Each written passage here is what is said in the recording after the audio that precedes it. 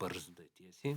Energetikos ministras pasidžiaugė, kad pirmadienį Lietuvoje buvo pagaminta daugiau elektros energijos nei jos suvartota. Taip atsitiko pirmą kartą per 15 metų, o be to ir pagaminta daugiausiai buvo iš atsinaujinančių energijos išteklių. Tai, kad diena bus palanki elektros gamybai iš saulės ir vėjo, galėjome pajusti savo kailiu, juk buvo šventė, visi leidome laiką lauke su savo artimaisiais ir draugais. Išties buvo saulėta, išties buvo vėjuota. Tačiau tai, kad laiką leidome lauke ir buvo šventė, reiškia, kad Lietuvoje elektros poreikis tą dieną buvo mažesnis nei įprastai. Lietuvoje kovo 11 dieną buvo pagamintos 32 gigavatvalandės elektros energijos. Palyginti elektros poreikis Lietuvoje kovo 11 siekia 30 gigavatvalandžių elektros.